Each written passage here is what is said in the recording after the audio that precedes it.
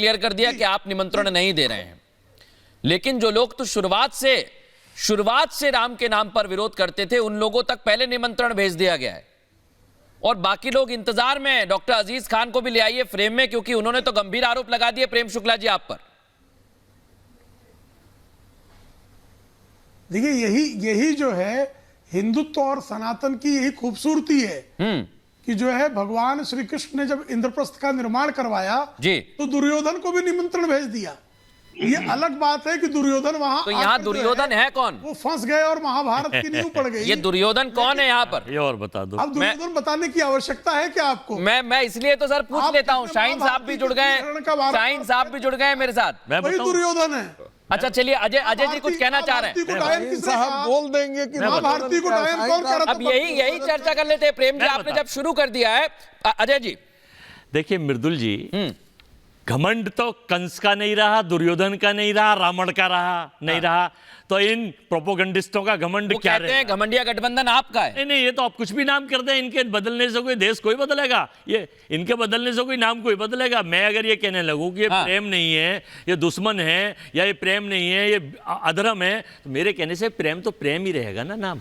तो ऐसा है, इनके कहने से अपने मुंह मियां मिट्ठू बनते। लेकिन देखिए, लेकिन देश रामायण देखिए, महाभारत देखिए, कभी भी रावण का और उसका दुर्योधन का, कंस का, रामायण देखिए, महाभारत देखिए, लेकिन उन्होंने जब द्वारका का जिक्र किया तो वो भगवान श्री कृष्ण ने मनाई और कहा कि दुर्योधन को भी न्योता दिया गया। और मैं इस असमंजस में हूं।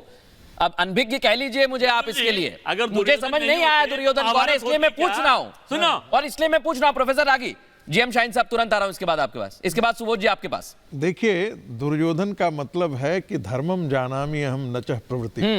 मैं धर्म तो जानता हूं लेकिन प्रवृत्ति नहीं है हमारी। तो राम मंदिर बने इसके बारे में प्रवृत्ति न होना किस किस पार्टियों का था? वो जो सारी मुस्लिम परस्त पार्टियां जो थी, कांग्रेस पार्टी थी, कांग्रेस पार्टी ने सारा तिकड़म किया कि वहां पर राम मंदिर नहीं बन सके। समाजवादी पार्टी ने गोलियां चलवाई।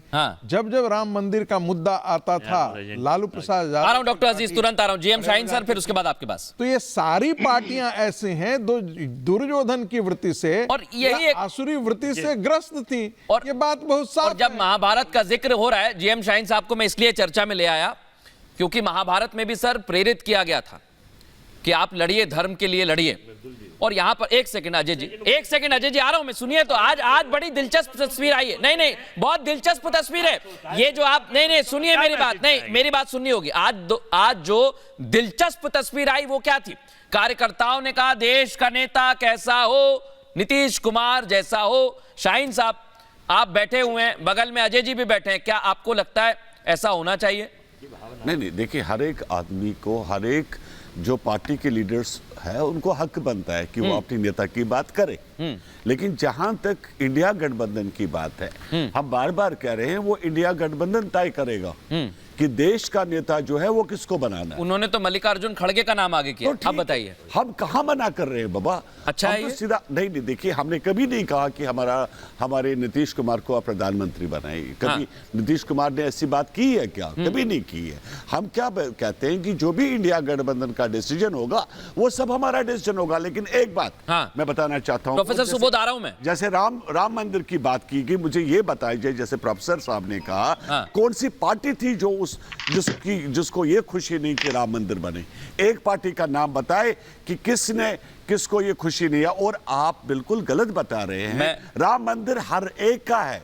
राम मंदिर, जहां तक राम जी का सवाल है, भाई वो तो हर एक के दिल में बसते हैं। वो कोई कैसे कह सकता है कि वो इसका है और मेरा नहीं है? अच्छा, कोई कह सकता है क्या?